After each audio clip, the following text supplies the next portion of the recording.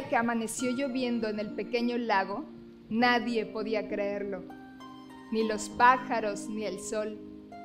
Incluso los habitantes del pueblo se sorprendieron.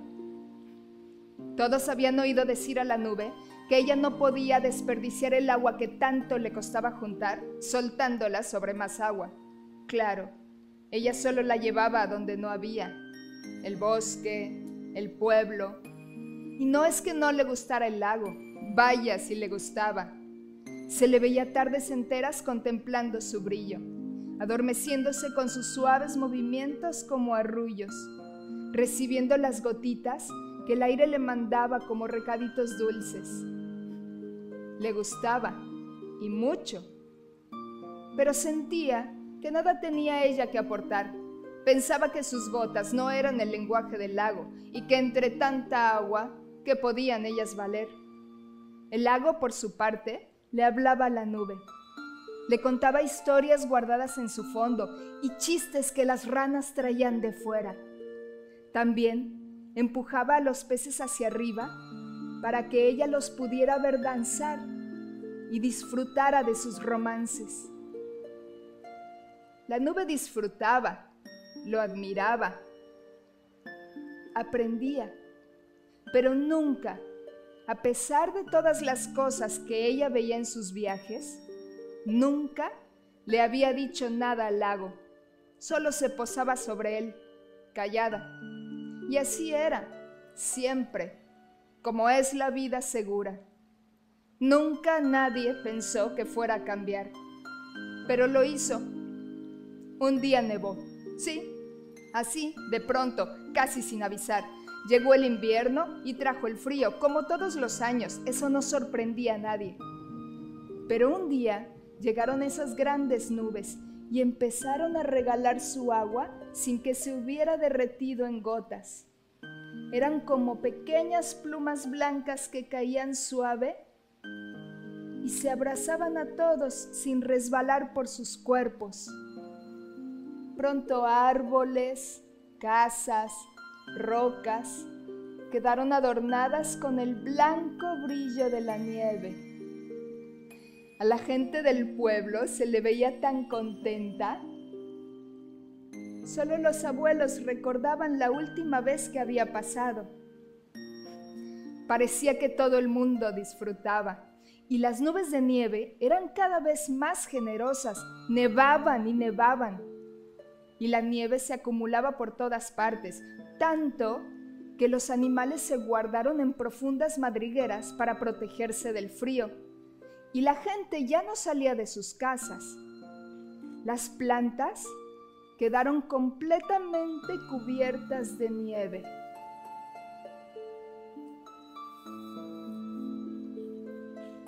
Y ahora parecía que ya nadie necesitaba de más agua. La nube de lluvia se retiró al lago y desde ahí miraba el paisaje blanco sin decir nada. El lago al principio parecía no darse mucha cuenta de lo que pasaba. Al fin y al cabo, él derretía todos los copos que caían en sus aguas, que seguían siendo líquidas y con su suave movimiento. En realidad, la vida en él no había cambiado, pero la nube ya no estaba del todo bien. Sentía que el agua que se acumulaba en su interior ya no cumplía ningún propósito. Por eso dejó de recogerla. A nadie alegraba ya con su canto. Se quedó solo ahí, sin engordar ni llover, solo ahí. El sol calentaba a veces, pero parecía que su luz era solo para hacer más brillante la nieve, sin alcanzar a derretirla. Así pasaron varias semanas, que a la nube le parecieron interminables. No había a dónde ir. Por todas partes estaban esas nubes, y ella se sentía con tan poco valor junto a ellas.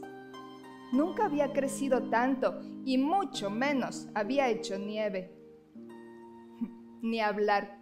Tendría que esperar a que llegara la primavera y el invierno se llevara esas nubes y toda la nieve, y así volver a hacer sus labores como antes, pero no sabía si aguantaría. Los días le parecían eternos y ella estaba cada vez más pequeña desde que no se movía. A veces pensaba que para cuando el invierno pasara, ella ya no iba a estar. Así, la descubrió una ardilla inquieta que un día salió de su escondite. Llegó a la orilla del lago y después de contemplar un rato la danza de sus aguas, la encontró, delgada y triste, apenas como una pincelada en el cielo. La ardilla miraba el lago y miraba la nube. Así, varias veces,